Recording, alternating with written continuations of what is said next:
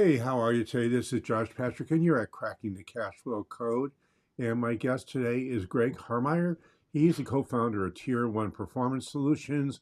Greg is passionate about unlocking the potential in people, teams, and ideas. And let's go right to the podcast and bring Greg on and start our conversation. Hey, Greg, how are you today? I'm doing great. Thanks for having me, Josh. My pleasure. Sorry about our little hiccup we just had. Um, for some reason, we didn't start recording when we were supposed to record, so here we are. No worries. Happens with podcasts. It's one of the fun things about it is that you never really know what's going to happen with the tech till you actually turn it on. So here we are. So, Greg, you talk about agile operating methods, and I'm a big fan of agility. I just think agility is really important. Love Scrum, use it with our clients who are in the construction world. And I'm curious, what does agility mean for you and your company? So, great question. For us, Agile is part of our operating model and more of a cultural and mindset and model for working than it is the specific kind of Agile project management approach. Although we leverage that as well. And what I mean by that is we've built our whole 350 person company around a model where people can easily move into different roles and work together in very dynamic teams. So the world, broadly speaking, is moving very fast, right? The economy changes regularly, competition changes regularly. The world's a very distributed workforce. People are coming and going. And to be able to adapt to the expectations of clients, you have to both be very client centric and as a result have to be very agile and responsive to them. But most traditional structures, most traditional hierarchies aren't very good at that because they are very static. You get promoted into a title. There's authorities that are very kind of hierarchical and information flows up and down an organization as opposed to having dynamic teams that focus on customers. So for us, Agile is built on a few different concepts. One is a very role-based organization. We have very few levels and very few promotions, but rather the expectations of specific types of roles on project teams that people can step into if they have the skills and experience to do it. That allows us to be really dynamic and create client-centered project teams. We have other aspects of our operating model that support that as well. For instance, we have a principle-driven organization and we have very little policy and rules.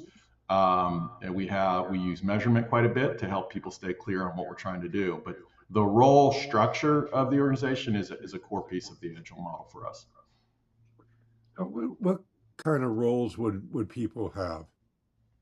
Yeah, so we're kind of a professional services consulting design agency hybrid. The core of our business is helping other companies improve the performance of their organizations through their people. So we do a lot of services work around leadership, onboarding, operating models, learning and development, and it's a lot of project-based work. And so for us, an individual might be an engagement manager on one team where they're leading the client.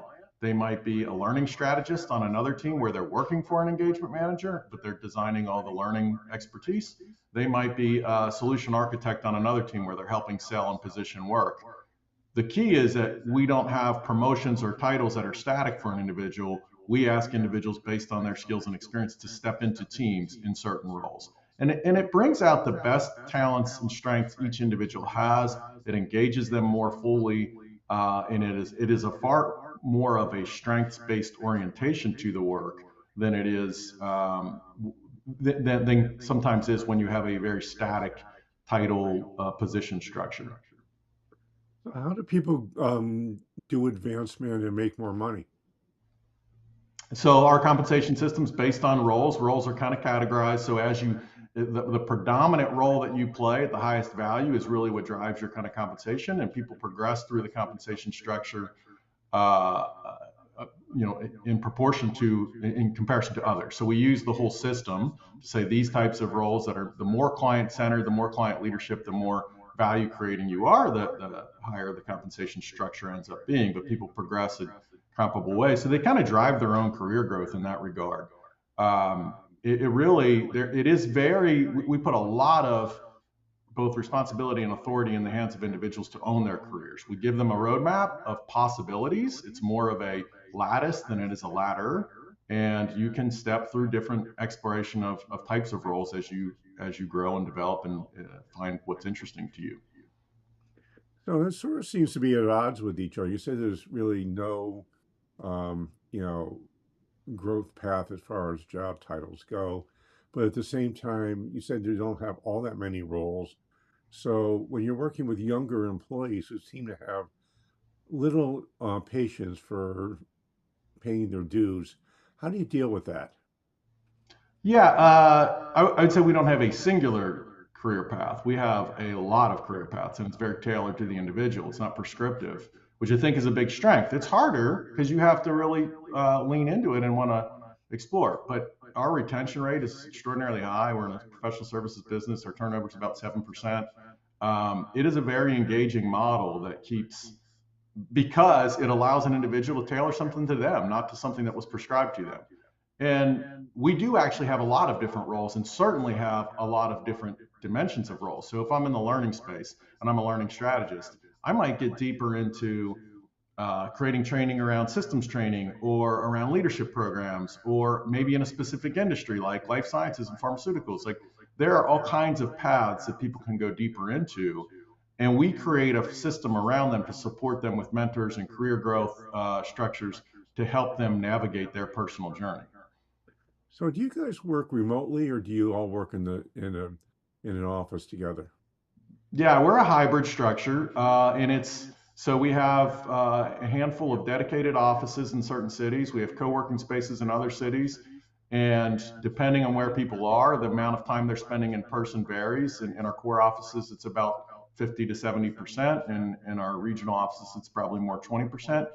Um, the co-working in person is more of a cultural expectation to help us build a collective culture that we're all a part of and growing and developing. We can do the work completely remotely. We probably would never need to be in person to do good work. But it really is about building connection, helping each other grow. And you got to understand, like, our passion as an organization and our purpose is to realize potential, to help people do their best work, to create a healthy, high performing culture. So the aspects of building personal relationships and helping people grow are significantly important to us, both internally and in what we're doing for other organizations. This idea of building a healthy, high performance organization is a major driver for us. And one of the central ideas is if you can create limited structure and a lot of autonomy and trust and transparency and engage people into the co-development of that culture, that's the best way to get about that. So it seems to me that this roles-based world that you work in gives you a ton more flexibility than a traditional company. Am I correct in that? That is absolutely true, and I'll give an example of kind of how that came to really full light was during COVID in March of 2020, I guess it was, when that all started. We work across all kinds of clients and all kinds of industries. Our largest client at that time was Delta Airlines, and as you can imagine, they effectively shut down their whole business overnight, including all the work that we were working on. Our entire team reoriented. We refocused people on different projects, on other areas that were growing, on government work, on some of our life sciences clients. And we didn't miss a beat. We didn't lay anybody off. We didn't have a month where we lost money. But the team kind of reoriented in a very distributed way because it was driven by client central leadership and in a very role based model. So we could put people in different areas very easily. This almost sounds like the old matrix that W.L. Gore used back in the 70s.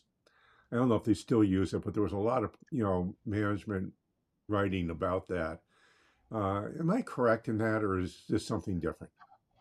No, there's similarities to that, and I'm not intimately familiar with Gore's model, but I know it is in the broad kind of genre of more self-managed organizations, and we would fit that direction. There is a whole field of companies that are 100% self-managed and on an extreme edge of that. We're not quite there, but we have a lot of autonomy and it's really designed in a client-centered way. And so our operating model is something that we developed, and we call it dynamically distributed authority, or DDA. And the idea is roles have authorities with them. Those authorities are dynamic to the context that you're in, and you step into leadership roles based on who's closest to the client or the situation at hand, who has the most expertise. So we push responsibility out through that type of model as opposed through a defined hierarchical structure. I love that. It sort of feels to me like you're taking your organizational structure and putting it on its head, where senior people are required to support the people who are actually doing the work, and you recognize them as the experts at what they're doing. Absolutely, that's an element of it, and it can be a little bit disorienting for particularly for senior leaders who are used to more traditional structures, who are like, I'm used to just saying this is what you got to do. We have a principle, for instance, that the person closest to the client or the person closest to the situation is who makes the call. That who has the authority. Well, that can be like unsettling for a senior person to say this person's only got 3 years of experience and they're making this decision, and it's not what I would tell them to do. But if they're the right person in the context and they have the relationship with the client, and we've given them input, we have other principles that help how we give them input, then they should make that call. And they're going to grow faster as a result of it, even if they don't make the right decision. And sometimes often they're going to surprise us and do it. Their decision might be better. So we do have a structure that puts it on its head a little bit. And we believe that that helps the entire organization grow more holistically. So yeah, maybe in a particular situation, we have better control or trust because an expert is creating is making a decision that's very hierarchical and driven. But on the whole, we think we grow faster and better that way. And our history shows that. We've been 20 years in business and have averaged growth of 20-25% a year every year. So Yeah, I see that you've been on the Inc. 5000 about a zillion times.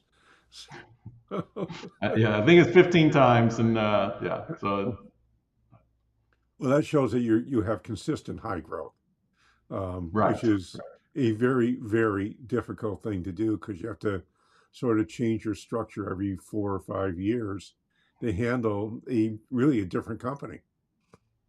Yeah, you're right about that, Josh, and I think you do. Like a member of our board often says, like that your reward for success is that you break all the systems that got you there, and there's truth to that. And I know that's probably a big part of what you help people work on and understand. Um, we have, I think, a pretty resilient philosophy and framework, but within it, yeah, you have to continue to reinvent how you're doing things because One of the it's things different. which I'm going to guess is that you guys are really a values-led organization, and your values dictate the decisions that you make. Am I correct in that? Absolutely, we're absolutely values driven, and we do put a lot of work into helping people understand what does that look like in practice. And we have statements that we talk about as values in action, and we have our principles that we try to give examples of how they come to life and how you make decisions with them. Because that's really where the rubber meets the road. I mean, like a lot of organizations have values articulated, but if people don't have a shared understanding of what they mean, they're not nearly as effective and useful. My belief is that values are the most effective tool you can get for having outstanding performance from your people. And you have to have the guts to hold people's feet to the fire. Well, for sure, there is a level of accountability that's required, and accountability is one of our values. You can't have a distributed environment with limited rules and policy and a lot of autonomy without having high accountability. I think even bringing that into focus of what does that mean, to be accountable, and how do you create a culture where it's okay, not only okay, but expected to call things out that didn't go well and to talk about them transparently and honestly and own the results and own the future actions necessary to fix them.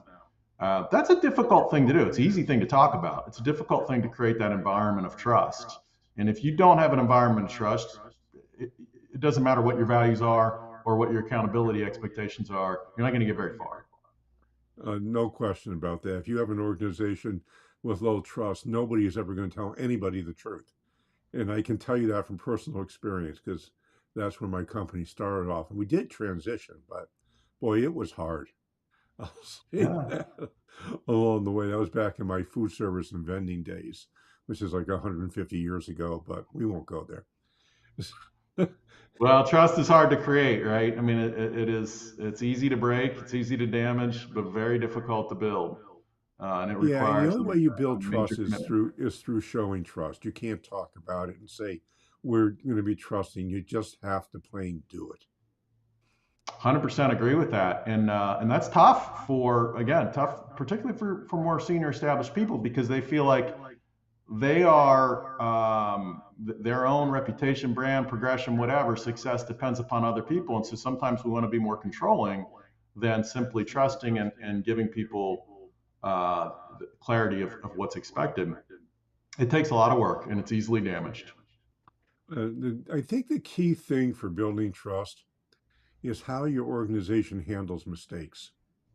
If you handle mistakes as learning opportunities, and when someone makes a mistake, instead of berating them, you just ask them a simple question: what did you learn? And in my experience, that goes a really long way towards building trust. Well, I totally agree with that, and I think that is that fundamental idea is something organizations really struggle with, and sometimes, often, fail to see that mistakes are the opportunity to build the trust that becomes the foundation of a great organization, as opposed to wanting to, you know, punish or you know, manage negatively whoever made the mistake. And I think that's a central piece. I think another central piece is transparency. Organizations aren't transparent enough, and they do, Oh boy, do and I too believe often that. it, That's yeah, absolutely and too true. often it's out of fear. Too often it's out of fear. Like if we don't know exactly where things are going, or we don't know the answer, or we address this topic without full information, then people are gonna, they're gonna leave, or they're gonna get upset, or they. And our experience is the more you keep people part of the story and and fully engaged in where you're at along the way, regardless of where you are, the more they will trust the organization and the leaders of the organization and feel a part of it, and they'll help navigate it. And people can handle all kinds of adverse communications, but when you don't communicate transparently, they start to write their own story, and that's way more dangerous than whatever the real story is. No question about that. Back when I had my food service company, we were in the process of selling it, and I announced the sale 9 months before it actually happened. And we went through the whole process. We explained why we were doing. We explained what was going to happen during the transition, who the buyer was going to be, what the whole process was. We didn't have one person leave our company because we were selling. They all stayed through. We put together, some programs for retention for key people, but everybody, because we were transparent, we shared everything. Nobody left the company. And my experience has been the more information I share, the more engaged our people are, the more trust we build in the organization. Is that your experience? 100%. I think it's fantastic, the story you just told, and I think that's a tough one for people. Like, usually, no one wants to talk about an acquisition or a change of leadership or anything like that. And we had our own experience similar to that. We're 100% employee owned. We're an ESOP, Cool. and yeah, it's a great model for us. We're really happy with it. Yeah. We have been for 7 years. But about 2 years ago, we as a board said, the market right now, particularly in private equity, is very hot, and we owe it to our employee owners to explore, is there a better strategy? Or we just, because we have our own view of what that could or would look like, and we just assumed it wasn't a good path for us. But we're like, we probably owe it to everybody to explore that as a fact. And so we brought in a boutique investment bank to go do an exploration for us. And we told the whole company we were doing it. And it made people uneasy. But to me, it was part of this transparency of like, we need everyone to know what we're doing and why we're doing it. And we didn't think we were going to go forward with the transaction, but we wanted to explore it. We got good indications of interest. We had good offers. We decided the ESOP was still the best structure. But the whole point was we wanted everyone to know, like, we are looking out for everybody's best interest. And even though we didn't go through with it, you can see that we are going to share with you what's happening along the way. And I think that builds greater trust over time in what we're doing. Oh, I love that you're an ESOP. I happen to be a huge fan of ESOPs in the right situation. And Right. I want to, and that last part of that sentence, in the right situation, is the key, because there are very, very few companies that actually, in my opinion, are good ESOP candidates. Not economically, culturally. Hmm. And what you did, I have a question for you since now I know that you're an ESOP. Have you guys ever looked at a benefit corporation structure? Well, I'm not sure if I know exactly what you're referring to. We are a public benefit corporation. That is a defined term in the state of Kentucky, which is where we're incorporated. Right. Did you go through B Lab certification? Yes, yeah, we're a B Okay. Corp. Yes. Okay. I So just you're a I B Corp. wasn't sure if we were talking about the same thing, but yes, we're a We are B Corp. talking about we're talking about the same thing. And my ESOP friends tell me that if they have larger companies in Vermont, that would be Gardner Supply and King Arthur Flour. The reason they both became ESOPs was to make sure that unsolicited buyout offers from private equity could be turned down for non-financial reasons. Was Hmm. that part of your decision to become a B Corp? Uh, to become a B Corp? Yeah. No, honestly, the B Corp for us was more a reflection of things that we already believed. We believe Okay. for-profit capitalist businesses can have a powerful force on the world and humanity within it. And we've always believed that. And so the B Corp stands for a lot of those same types of things. And for us, it was kind of this is a reflection of who we are to people who don't know us. And for us, it was an endorsement of the B Corp movement. Like we think they're doing good things, much like conscious capitalism is doing a lot of good things. Yeah. We're involved in both of them. And so that's really what the B Corp. I always tell people like it isn't what defines us. It isn't our North Star. It's just an element of who we are. But it is reflection of the things that we care about. I'll tell you one thing it is. It's an attraction for Gen Z and millennials to come to work with you. They really care about that stuff. Both of my children are millennials, and my daughter is absolutely what are the values of the company that drive it? Right now, she's unhappy with her company because the values have changed, and she's likely going to leave. And she is an incredible employee. So it's just, it's one of these things where I tell people, I say, becoming a B Lab certified company is a lot of work. And Mhm. if you're going to do it, have a business reason behind it. Well, you guys had a good cultural reason, I think. But it's one of those things that if you've not investigated B Labs, go to B Labs, just look for it on Google, see what it's about, see if it's right for you. If you have millennials or Gen Zs as either your primary customers or primary team members, that in itself is a good reason to consider becoming a B Lab certified company, at least in my opinion. Yeah, you're right on about that. It does mean a lot to that generation particularly. And again, for us, those recruits who didn't really know a whole lot about us as an organization, it helps. It has a tangible kind of symbolism of who we are. The people that we've recruited from our networks over the years already know who we are, and that reflected that. And so they joined for similar reasons. But the B Corp certification really helps people who don't know you understand some of the things that you care about. So, Greg, unfortunately, we are out of time.